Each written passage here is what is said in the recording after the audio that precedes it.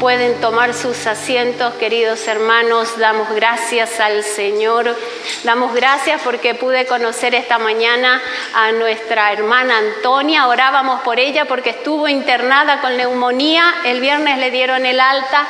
Ahora está en medio nuestro y el Señor me muestra, hermana Antonia, que Él renueva de adentro, de sus huesos hacia afuera, Él renueva su vida. Damos gloria al Señor. Gloria a Dios. Damos gloria a Dios. Damos gloria a Dios.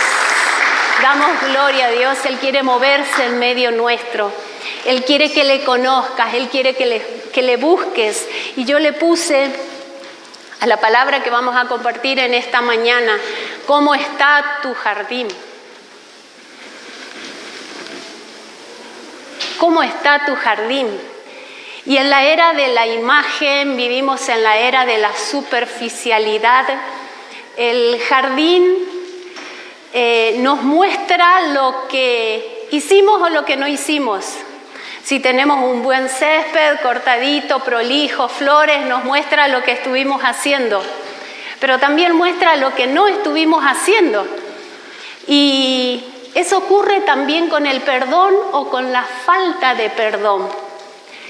La falta de perdón o el perdón es algo interno, pero que comienza a hacerse visible en nuestro rostro, en nuestras facciones. Comienza a ser visible en nuestras palabras, en nuestras acciones, en nuestras reacciones. Y quiero que me acompañen, que compartamos la palabra en el Evangelio de Marcos, capítulo 12, Marcos capítulo 11, verso 25 y 26. ¿Lo tiene? Dice la palabra de Dios. Mire qué precioso.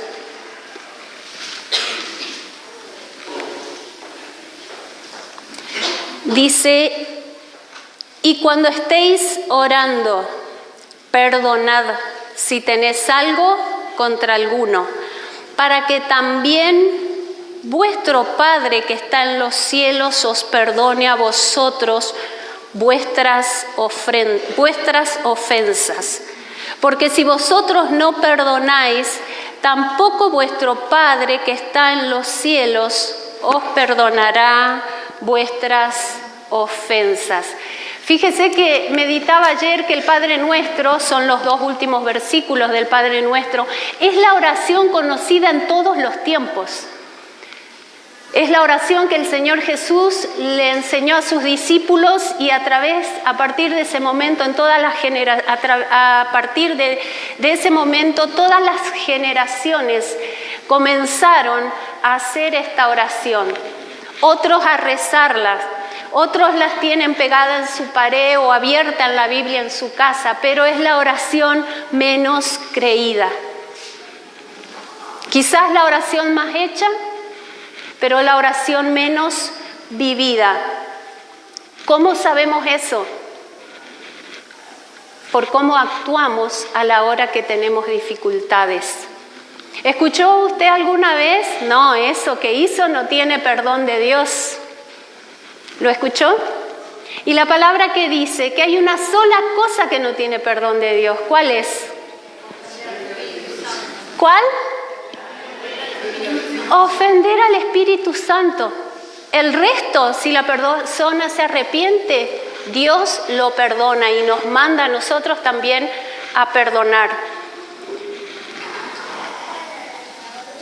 Y a veces esto del perdón no son esas grandes cosas que nos violentan y nos hieren de manera profunda. A veces son esas pequeñas decepciones. Esas decepciones que nos hacen no siempre pronunciar, pero pensar: para mí murió. Salió del radar. Lo sacamos de nuestra vida. Y si hilamos fino, nos damos cuenta que eso no es perdón. Que el perdón implica siempre, y escuche bien esto, implica siempre restaurar la relación en la medida que sea posible. Hay veces que hay relaciones en casos extremos y graves que la relación no se puede restaurar, no se puede restablecer el vínculo, pero en mi corazón tiene que haber una actitud de perdón, de entregarle a Dios que Él haga justicia. Pero cuando hay una verdadera actitud de perdón en mi corazón, yo voy a orar por esa persona con misericordia. ¿Se entiende?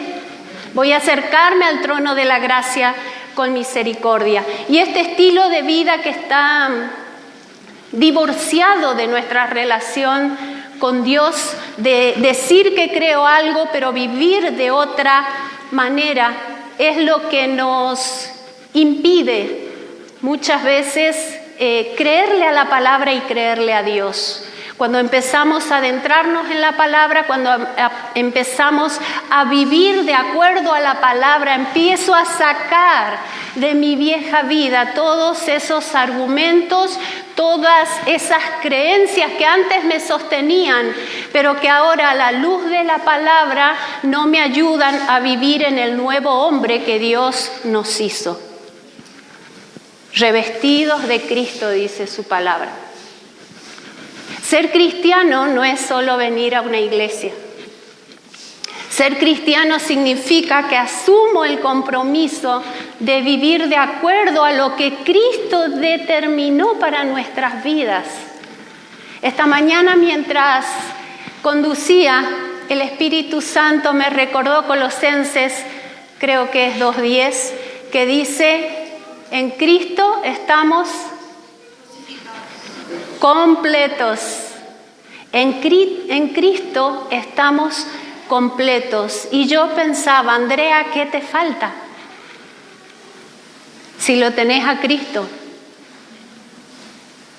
¿Qué te falta si lo tenés a Cristo? Y muchas veces lo que nos falta es porque decimos creer a Cristo, leemos la palabra, nos alegramos con la palabra, pero a la hora de las dificultades, de las necesidades, a la hora en que necesito estar completo porque algo me falta, lo último que hago es ir a la presencia de Dios a buscar de Él que vuelva a llenar, que vuelva a suplir. A veces pasamos por dificultades y salimos por todas las redes pidiendo cadena de oración. No digo que esté mal, hermano, no se malentienda. ¿Sí? No digo que esté mal, entiendo que la carga compartida siempre es más liviana y es lo que siempre enseñamos, pero muchas veces ocurre que salimos con nuestra necesidad, medio mundo conoce nuestra necesidad, pero perdimos más tiempo en hacer conocer afuera que en ir en intimidad a la presencia de Dios a decirle: Señor, esto que yo necesito está en tu presencia, tráelo a mi vida.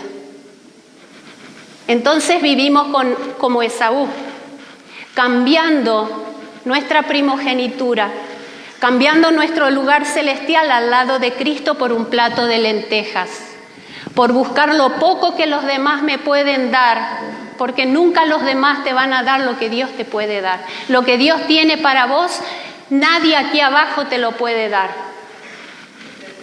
Y estamos cambiando nuestra primogenitura, nuestro lugar en la presencia, en los lugares celestiales, por un plato de lenteja, por buscar acá unas pocas semillas.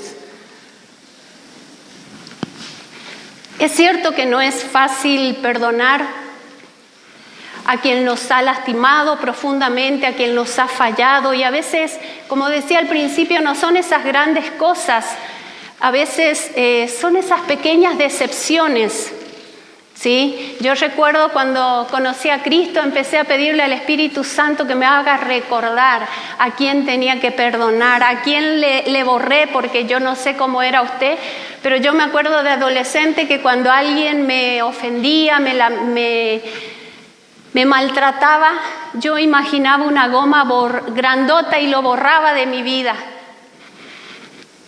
Es una ingenuidad, ¿no? Pero yo hacía eso. Y yo no sé a quién estás borrando de tu vida, a quién lo sacaste de tu vida porque te decepcionó, quizás no dio la talla, quizás esperabas algo más, quizás esperabas que responda de otra manera y no lo hizo. Muchas veces son nuestros hijos los que nos desilusionan, muchas veces es nuestro cónyuge, esperábamos otra actitud, esperábamos otra reacción, otras respuestas. Pero ¿a dónde vamos con esas desilusiones? ¿Armamos una batalla campal o podemos ir a la presencia de Dios y decir, Señor, yo perdono y elijo amar? ¿Sabe que usted y yo estamos en esta tierra para una sola cosa? Para amar. Y yo entiendo que 80, 90, 106 años como Mamá Rosa, los años de vida que Dios nos dé, estamos aquí simplemente o complejamente para que nos dejemos modelar por Dios y aprendamos a amar a ese otro que tiene la imagen de Dios en él, igual que nosotros. Cuando empezamos a mirar al otro como Cristo le ve, podemos tener misericordia, podemos tener paciencia, podemos esperar que el otro cambie. Cuando vemos a Cristo a través de esa persona que tenemos al lado. ¿Sabe que cuando elegimos guardar esas emociones dañinas, llámese enojo, ira, resentimiento, violencia, lo que fuera, cuando elegimos guardar, allí le estamos dando lugar a un destructor silencioso llamado raíz de amargura? Y quiero que me acompañe en Hebreos capítulo 12, verso 15. ¿Lo tiene? Escuche qué preciosa la palabra de Dios. Dice,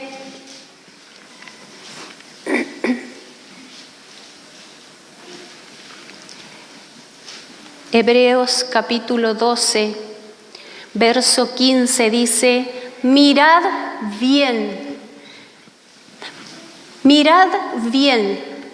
no sea que alguno deje de alcanzar la gracia de Dios, que brotando alguna raíz de amargura los estorbe y por ella muchos sean contaminados. El Señor está diciendo, ponele lupa a tus pensamientos. Atendé con diligencia, tené cuidado en lo que estás pensando. Tené cuidado en lo que estás pensando. Ponele lupa a tus pensamientos, a tus palabras. Dejemos de examinar tanto al otro y examinémonos a nosotros mismos, para que el Señor pueda trabajar en nuestras vidas y pueda mostrarnos. A veces estamos tan ocupados viendo el pecado del otro, viendo lo que el otro no hace bien, viendo lo que el otro está fallando, en lugar de examinarnos, y el Señor no puede. No lo dejamos trabajar en el otro y tampoco lo dejamos trabajar en nosotros. Y el Espíritu Santo está ahí diciendo, correte, así yo puedo trabajar en la vida de tu hermano y puedo trabajar en tu vida. Miren bien, dice el Señor, atiendan. Y el peligro de no examinar y pasar por alto nuestros pensamientos, nuestras emociones, nuestras palabras, es que dejamos de alcanzar la gracia. Y la gracia es todo. Yo me preguntaba anoche, ¿qué es la gracia? La gracia es el don inmerecido. La gracia es la bondad de Dios. La gracia es su favor. La gracia es su misericordia. La gracia es todo lo que necesitamos para que Cristo sea formado en nosotros y que a través nuestro Cristo sea formado en otros. El peligro de no ser diligente a la hora de evaluar nuestros pensamientos ¿Y por qué hago hincapié en los pensamientos? Porque lo que pensamos tarde o temprano va a salir por nuestra boca o por nuestras acciones, o por ambos. A veces, ¿sabe qué me llamaba la atención? Que a veces estamos tan ocupados examinando la vida de otro que no vemos lo que el Señor quiere mostrarnos a nosotros.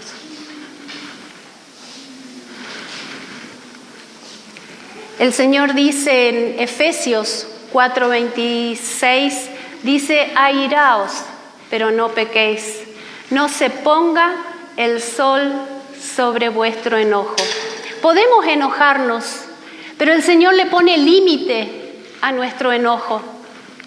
El Señor dice: te doy unas horas para que evalúes, para que te tranquilices, para que pienses, para que te pongas en el lugar del otro, para que te pongas en el zapato del otro, para que en lugar de sentirte tan herido y ofendido, pienses por qué la otra persona actuó como actuó.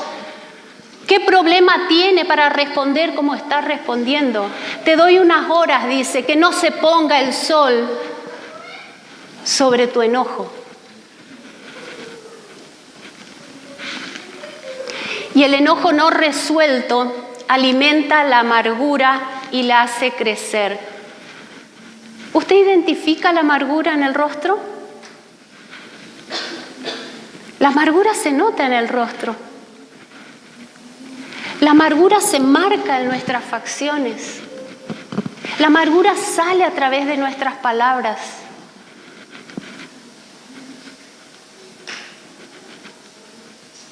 La amargura se nota en aquellas cosas que el Señor nos manda hacer y no hacemos. Cuando Él pone algo en nuestro corazón y decimos, ¿y qué pensamos? No, ese no merece. Con cómo me trató ayer, que se arregle solo. Y la amargura comienza a crecer en nuestro interior. Y no es solo que es una raíz, sino que empieza a ramificar y a contaminar no solo nuestras vidas, sino a las personas que tenemos cerca, a las que más amamos, nuestra familia. La amargura, el enojo, la persona enojona, la persona iracunda, la persona airada empieza a buscar venganza. Busca hacer un mal mayor del que le hicieron, que le duela más de lo que me hizo. Esa persona se siente menos, su orgullo ha sido herido. Y no el mal orgullo, sino la dignidad. Se siente menos, la ridicularizaron. El enojo, la persona con enojo comienza a maquinar cómo desquitarse. ¿Cómo hacerle sentir al otro lo que él pasó, lo que él sufrió? Comienza un ciclo de presunción, de sospecha. Ah, ese es amigo de fulano.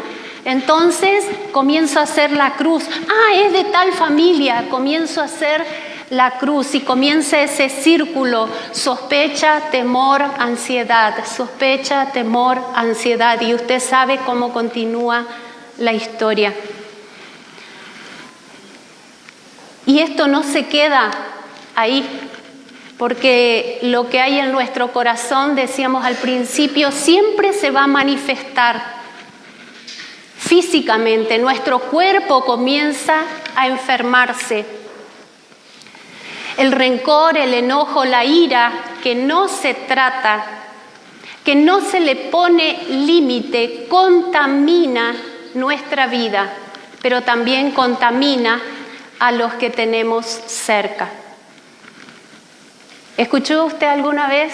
Todas las mujeres son iguales. Todos los hombres son iguales. ¿Escuchó? Y nuestros hijos crecen escuchando, hay otra frase, a mí se me ocurrió esa, y nuestros hijos crecen escuchando eso. ¿Y es cierto que son todos los hombres iguales? ¡No! Si cuánto nos deleitamos en la mayoría, en la grandeza de Dios, de que no hay sobre el planeta un ser humano igual a otro. Pero eso lo decimos de la boca, pero a la hora de aconsejar y de pensar de otro, todos los hombres son iguales. Y eso es hipocresía. Muchos dicen, yo no voy a la iglesia porque está lleno de hipócritas, pero van al gimnasio, van al supermercado y le aseguro que ahí también hay muchos hipócritas. ¿Sí? Tenemos que reevaluar, yo estoy en ese trabajo en mi vida, reevaluar que lo que pienso y digo sea lo que estoy creyendo y haciendo. Que la palabra de Dios se haga carne en cada uno de nosotros.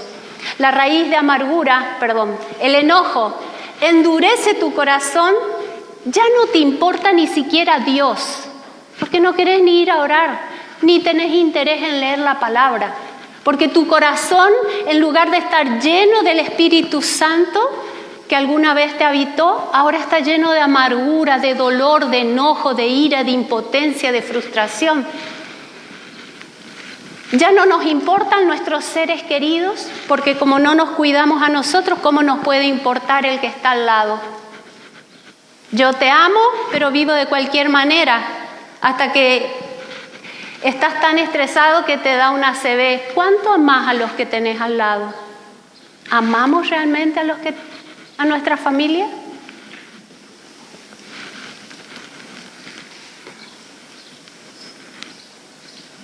El enojo no solo produce deseos de vengarnos y de que algo mal le pase a la otra persona, sino que cuando nos enteramos que algo sucedió, ¿qué decimos? A ver, sabía que iba a terminar así. ¿Le pasó alguna vez? Sabía que iba a terminar así. Y en la iglesia, acá no lo escuché, pero cuando estoy mal, estoy en prueba, hermanos. Pero cuando es alguien que no quiero, que lo tengo acá, ese es juicio de Dios. ¿Escuchó eso o no? ¿Y qué sabemos nosotros, hermano? ¿Dios le pide permiso a usted para enviar juicio? A mí no me pidió nunca. Y yo oro siempre por misericordia, sea quien sea, porque cuando yo esté mal y pase mal, quiero que Dios tenga misericordia conmigo. Pero muchas veces decimos creer la palabra, pero pensamos con el viejo hombre, ese viejo hombre que no se ha revestido de palabra de Dios. ¿Qué le vamos a desear a nuestros enemigos? ¿Cómo vamos a orar por nuestros enemigos, por los que nos persiguen? ¿Los estamos amando en oración? ¿Estamos yendo al trono de la gracia por ellos? Eso marca, hermano, cuánto de Cristo hay en nosotros. Y eso marca el tipo de iglesia que vamos a hacer. Cuánto estamos amando. La raíz de amargura es fogoneada por el mismo infierno. Nos separa de Cristo, nos saca de su propósito y nos impide experimentar esa plenitud para la que usted y yo fuimos diseñados. ¿Sabía que fue diseñado para experimentar plenitud? No para que todo le vaya perfecto, pero para que toda la llenura de Dios sea en su vida. Y si estamos en Cristo, estamos completos. Cuando con gozo podemos decir, Señor, si tú estás en medio nuestro, lo tengo todo. Que no sea solo una canción, sino que en nuestros peores momentos nos acordemos que si estamos en Cristo, estamos, ¿cómo estamos? Completos. Yo me imagino, hermano, le voy a contar algo, no estaba previsto. ¿Sabe que cuando se casa mi hijo mayor, me hace un mensaje y me dice, mami, queremos comprar olla y no sé qué olla comprar porque le habían regalado una olla, pero una olla de esas que hierve la primera batata y se oxida la olla. ¿Conoce esas ollas? Yo tengo una de esas. Bueno, ¿y yo qué pensé? Ahí nomás, ¿Qué se le ocurre que pensé? Le quiero regalar una olla de una marca. Le quiero regalar una Essen, Señor. Voy a averiguar cuánto sale. Bueno, tengo que vender a Mario y a Patrick y a Michelle. Pero ese evento me hizo entender la bondad de Dios. Si nosotros, siendo humanos, frágiles, pecadores, podemos anhelar y desear lo mejor para nuestros hijos. Y le puedo asegurar que mis hijos todos se equivocaron tanto y de tantas formas, pero no dejan de ser hijos y no dejamos de amarlos y no dejamos de desear lo mejor, aunque no lo merezcan.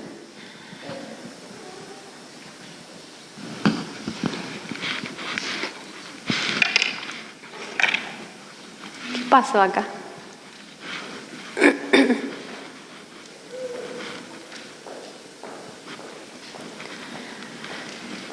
Segunda de Corintios. Este pasaje es maravilloso. Segunda de Corintios, capítulo 5, verso 18. Sabe que yo era una peleona, pero era una peleona en mi mente. Yo en mi mente, si mis ojos fueran metralleta, hubiera asesinado a muchos. Gracias a Dios no tengo ese poder. Pero yo peleaba para adentro. Y el primer pasaje que el Espíritu Santo, cuando recién conozco a Cristo, prendió fuego en mí fue este. Mire qué preciosa su palabra. Dice 2 de Corintios capítulo 5 verso 18. Y todo esto proviene de Dios, quien nos reconcilió consigo mismo por Cristo y nos dio, ¿qué cosa? ¿Qué cosa? ¿Qué cosa nos dio? El ministerio de la reconciliación. ¿Alcanza a entender lo que eso significa? Para mí significó, Andrea, deja de pelear en tu mente. No es el tablero de ajedrez. Andrea, aprende a hablar. Andrea, aprende a ponerte en el lugar del otro. Aprende a mirar al otro como Cristo te mira a vos. Tenemos, antes de los ministerios dados por Jesús, que habla Efesios 4, ¿sí? Antes de los dones del Espíritu Santo, que habla Segunda de Corintios y Romanos, se nos entregó un ministerio, el ministerio de la reconciliación. Cuando el que está a tu lado quiere discutir y pelear, ¿qué vas a hacer? ¿Vas a ponerle leña al fuego? Guarda esa leña y llévala al altar, que arda tu altar. Prende fuego en tu altar, en tu intimidad con Dios. Cuando el que está al lado tuyo quiere discutir, ¿vas a facilitarle palabras? ¿Vas a darle el cuchillo para que continúe? ¿Qué vas a hacer? Tenemos un primer ministerio, se nos ha entregado a todos el ministerio de la reconciliación. ¿Quiénes lo tienen? Se tiene que notar en nuestras vidas. Se tiene que notar en nuestras vidas. Quiero que volvamos a Marcos capítulo 11.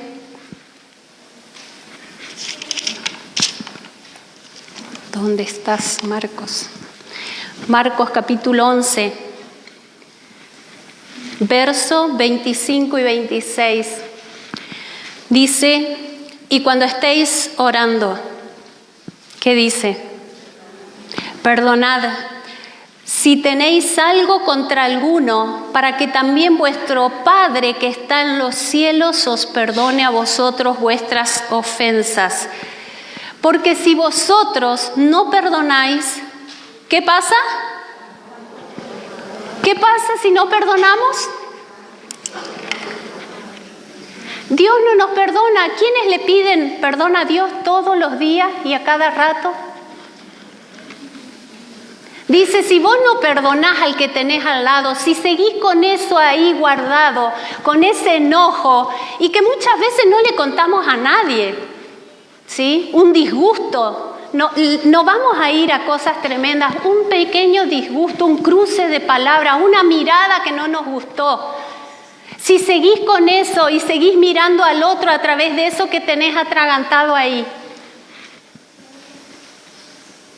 si vos no perdonás, Dice Dios, yo no te puedo perdonar. ¿Qué vamos a hacer, hermanos? Pero lo más hermoso de esto son los dos pasajes anteriores. Fíjese en qué contexto el Señor recuerda la oración modelo. Dice el verso 23 de Marcos 11, porque de cierto os digo que cualquiera que dijere a este monte, quítate y échate en el mar, y no dudar en su corazón, sino que creyere que será hecho lo que dice, lo que diga, ¿qué va a pasar? Será hecho. ¿Creemos esa palabra? ¿La creemos en serio? Porque todos tenemos peticiones que presentamos delante de Dios. Por tanto os digo que todo lo que pidiereis orando, creed que lo recibiréis y os vendrá. Y ahí continúa hablando lo que leímos recién. Perdona. Hermanos, yo creo que como iglesia no entendimos que tenemos cielos abiertos cuando vivimos la palabra.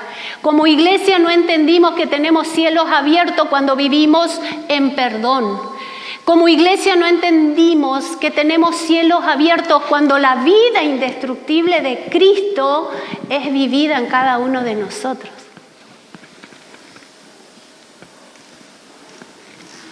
¿Cómo vamos al trono de la gracia? ¿Cómo vamos a su presencia? ¿Cuánta gracia hay en nuestras vidas? ¿Sabe que la gracia siempre elige perdonar? La gracia siempre elige obedecer la palabra. La gracia siempre ama, aunque ella no sea amada. Aunque él no sea amado. Eso no quiere decir que vamos a permitir cualquier cosa y que no vamos a poner límites. Pero sí significa que voy a tener un estilo de relacionarme con los demás en amor.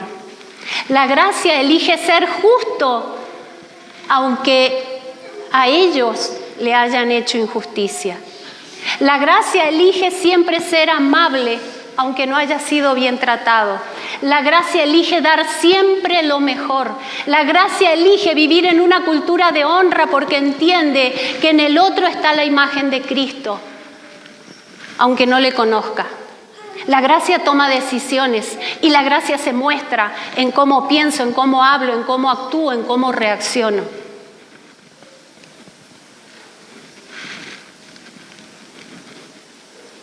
La gracia ama, no porque la otra persona lo necesite, sino porque eligió que Cristo sea visto a través de ella.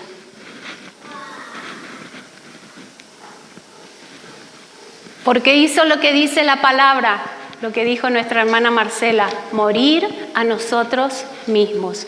Pero cuando no morimos a nosotros mismos, el viejo hombre es el que anda vivito por ahí, gritando, peleando y haciendo tantas otras cosas. No hay victoria. Y esto tenemos que aprender, hermanos. ¿Sabe que yo veo acá una iglesia victoriosa? Yo veo una iglesia que impacta Chilecito. Yo veo una iglesia encendida en el poder del Espíritu Santo. Yo veo una iglesia que camina en la verdad, en la palabra, y que fue levantada para impactar esta ciudad y donde Dios nos lleve. Pero tenemos que elegir si vamos a vivir, ¿en qué modo? ¿En el viejo hombre o en el nuevo hombre? Si vamos a creer su palabra y vamos a vivir conforme a esa palabra que creemos. O vamos a vivir con nuestras estructuras de temor, de miedo, de duda, de inseguridad. Tenemos que elegir. Dios no nos va a obligar. Él dice, te entrego todo. Si estamos en Cristo, estamos completos. Todo, te entrego todo. Y no es solo que nos entregó todo acá, dice que estamos sentados, ¿dónde? ¿Dónde? Juntamente con Cristo en lugares celestiales. Estamos, dice tiempo presente. Quiere decir que en su depósito también estás. Podemos acceder a sus depósitos. Podemos acceder a sus depósitos. No hay victoria si peleamos en el terreno equivocado. Por eso tenemos que elegir cómo vamos a vivir. Tenemos que elegir qué vamos a pensar, a quién le vamos a creer, qué vamos a manifestar, qué va a salir de nosotros. Hay una frase que escuché toda mi vida. La gente afuera que no conoce a Cristo, la única Biblia que leen son nuestras vidas. ¿Qué ven en nosotros? ¿Están notando que somos distintos? ¿Están viendo la vida indestructible de Cristo en nosotros? La gracia del perdón nos permite ser uno. Aunque unos tengamos, como yo, 26 años de haber conocido a Cristo y otros están por primera vez en este lugar, Dios nos permite ser uno en Él. Aunque tengamos diferentes grados de madurez, de conocimiento, la gracia del perdón nos mantiene unidos y creciendo. La gracia del perdón nos mantiene. ¿Sabe por qué es importante esto? Porque así como nosotros somos en el hogar, así vamos a ser acá en la iglesia. Dice en la primera carta de Juan, no me acuerdo si capítulo 4, Dios dice, ¿cómo vas a decir que amás a Dios y no amás al que tenés al lado? Si no amás al que tenés al lado, y no es al fácil de amar, porque hay gente que es fácil de amar, pero ese que te hace la vida a cuadrito. ¿Qué pensás de ese que te hace la vida a cuadrito? Hoy recordamos Pentecostés. Y con Pentecostés el nacimiento de la iglesia. Y sabe que el objetivo de Cristo al dejar la iglesia establecida en la tierra fue establecer en la tierra una cultura de reino. ¿Se entendió? La iglesia, el Señor Jesús establece la iglesia en la tierra para establecer su cultura, su reino aquí en la tierra. Y nosotros somos esos embajadores que en medio de los que no le conocen tenemos que manifestar el reino de Dios, la vida de Cristo, esa vida indestructible de Cristo. No mediante violencia, sino a través de la bondad y el perdón de Dios. Y quiero terminar con una pregunta. ¿Cómo está tu jardín? ¿Cómo está tu corazón? ¿Cómo está tu jardín? ¿Cómo está tu corazón? ¿Encontraste alguna maleza que hoy le puedas decir, Señor, arranco esto de mi vida? Porque tenemos que elegir en qué reino queremos estar. Somos embajadores y hay dos reinos, no hay más. Tenemos que elegir de qué lado queremos estar. Tenemos que elegir a qué reino vamos a representar. ¿Cómo está nuestro corazón? ¿Cómo está nuestro corazón?